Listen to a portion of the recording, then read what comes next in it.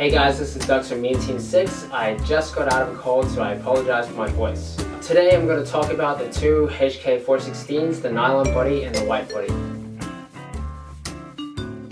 So, I'll go over the nylon HK416 first. I'll go over the pros and the cons and would I recommend it.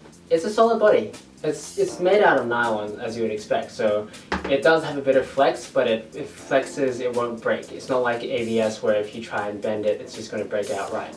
It's a good type of flex, so that's why I say it's a solid body. It's got a nice weight to it. The grip feels pretty good to hold in the hand. What sets it apart to all the other blasters is that it comes with a spare magazine. So if you really want to use this as your primary straight out of the box, you can. Other things it comes with, of course, in the box it comes with the stock, a rear sight, a flash hider and a spare magazine and a bottle and some packets of ammo, a battery and the USB charger. It has a really nice fire rate, it's responsive and it's got a decent range. So if you're going down and you're going to use it as a primary, you'd want this fire rate in the battle because it's really nice. When you're shooting it and when you shoulder it up, it feels nice to, it's really comfortable and it's not too heavy that you're going to get tired after a while. However, and I'll get to it later, the stock, I hate it. I hate it. So, the cons of this blaster is that it's got a really flimsy stock. If you flex it in the wrong way or if you fall on it somehow when you're running and gunning, this is definitely going to snap off. So if you're going to take it out in the game, I recommend you actually reinforce this part first. Another con other than that is that aesthetically it doesn't look like a 416, the way it should be at least. In the actual 416 you have a straight mag well and you have a shorter handguard. This is too long of a handguard on a 416 as well. The rails should be tapered. Another con I would say is that the magazines are pretty difficult to take out. You've got the button release here. It's quite a strong spring underneath. So when you're pressing it down, it actually puts a lot of strain in your fingers. Just make sure you pull it straight away when you're taking it out. Another con is that it doesn't slide out easily. Phrasing! It's not like other blasters where you press the button and the magazine just falls out, but this one just stays in there. You kind of have to pull it down a bit and you might have a little bit of trouble with that. Other than that, the battery is located in the grip and it's very finicky to put in and take out.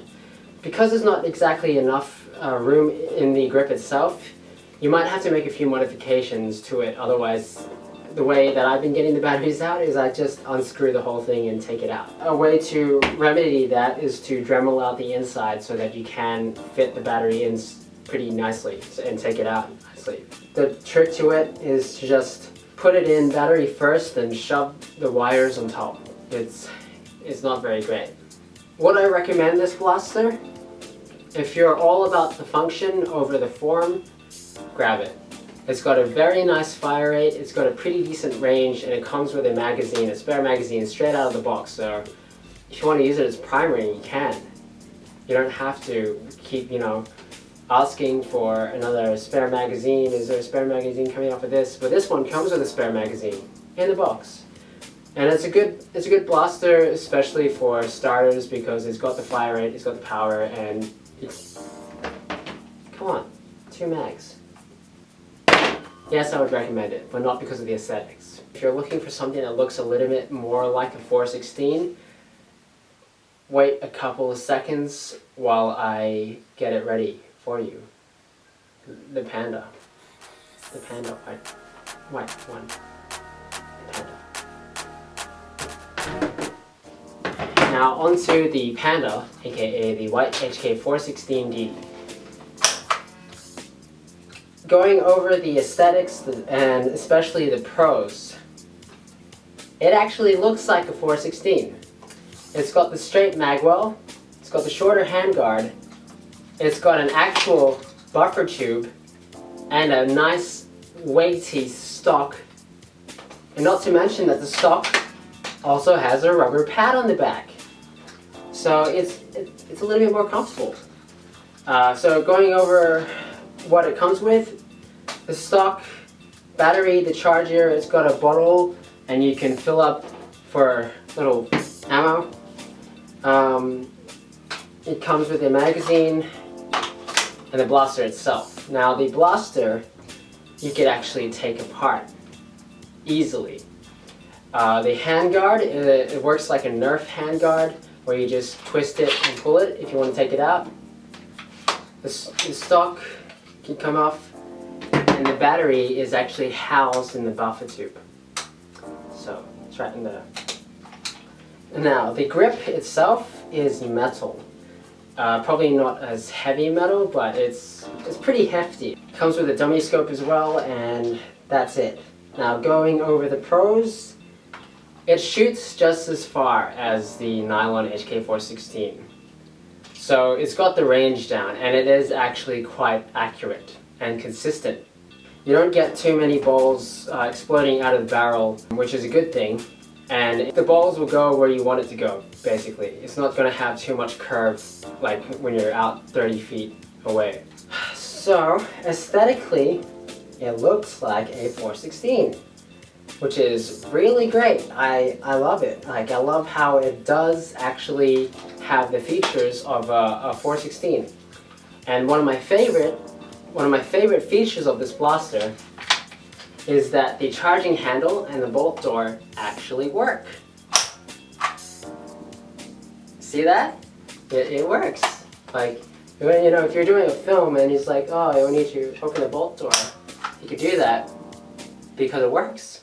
Now, when you look inside, it's really just the mechanism, just in case you have any jams, but other than that, it's a pretty cool addition to the blaster. The body itself is very solid. It's not nylon, it's just ABS, but it's really solid ABS. Like, it's quite thick. I feel like, oh, obviously I won't drop it, but I feel like if it did fall out of my hands when I'm playing a game, it won't actually break. You know, the plastic will just probably dent or something. Other than that, it feels great, it looks great, it fires great. Going over the cons, it doesn't have as good a fire rate as the M4 Terminator V2 or the HK416. So if I turn it on right now, so compared to the Nylon, it's not the same quality internals as the Nylon or the M4 Terminator. Not too much else. I'd say maybe a con would be it's not meant for younger players because it does have that weight to it. It's more so for the Milsim players, I'd say, because it has a lower capacity magazine. That's another con. If you're the type that does skirmishes a lot and you need lots of ammo, these only hold 120 ammo per mag. That can either be a good thing or a bad thing. Depends on the type of player. For the Milsim guys, it would be a good thing so long as they have the spare magazines for it. But for the skirmishers or, you know, the ones that are just do speedball or whatever, it's probably not a good idea to just have lower cap mags. And the problem is, even if it looks like an M4 Terminator mag with the two connectors on the top, it's not compatible with the M4 Terminator magazine, so that's kind of sad, but what can you do? I mean, the weight and the fire rate and the low cap mag are the only cons about this blaster. I think it looks really great, it fires really great, and I'm not too fussed about the 120 size cap because I like my Milsim, so I don't mind a lower cap mag.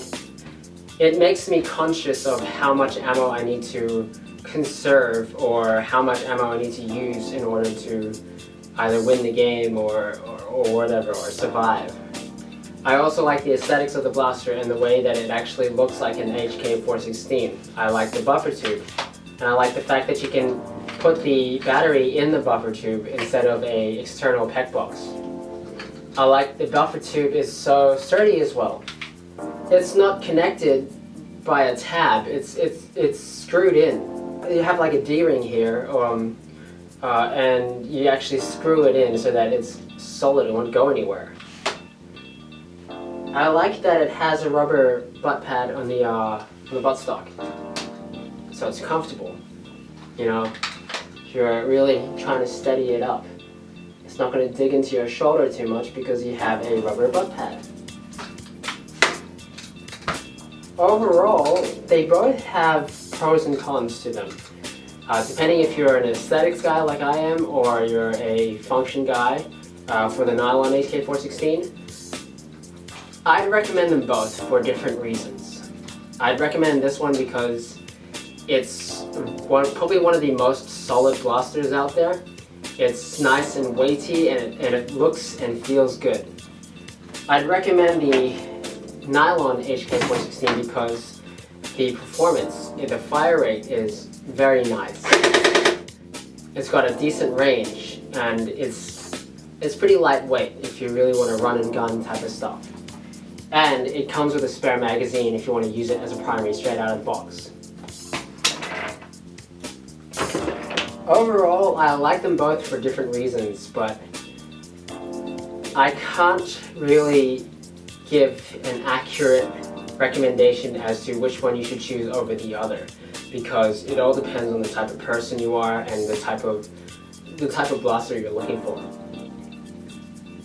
But I can say what my favorite is out of the two. My favorite is the white HK416D because it looks great, it feels great, it shoots great. I'm not too bothered by the lower fire rate than the others, but the fact that it's easy to access the battery inside the buffer tube is just great. Because the battery is in a buffer tube, it uses a stick type of battery. If you have other batteries like this, it's not a problem. It's got the form and the function, and it's got the aesthetics. I love this feature so much. That's what I think about it, and then I will go over the range tests for both of them soon. Okay, 10 feet. So that's one cup, 10 feet, 20 feet.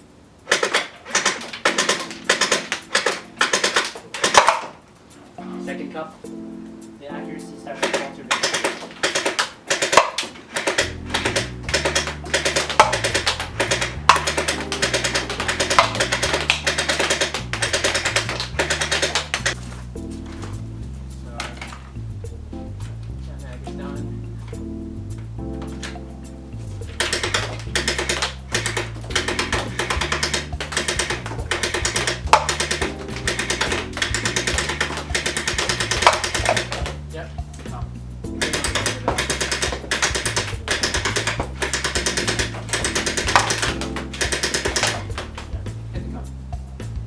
So 10 feet, white HK. Now it only has 120 in the capacity, so I'm going to have to really watch my shots.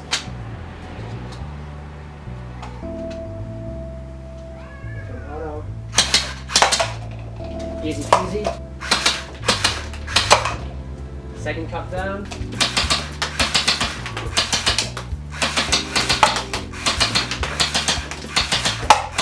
There you go. Third cup hit.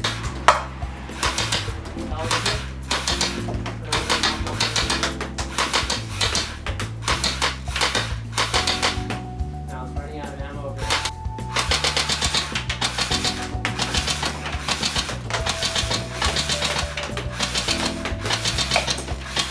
Hitting the cockpit.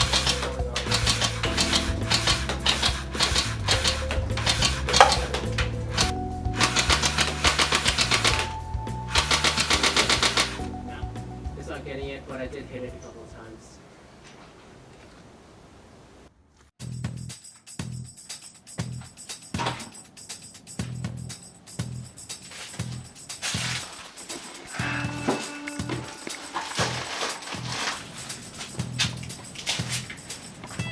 No sirve todo otra vez.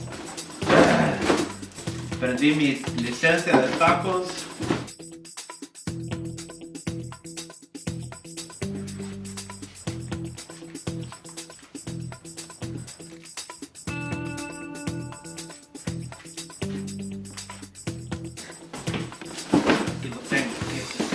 Muy bien, muy bien, muy bien.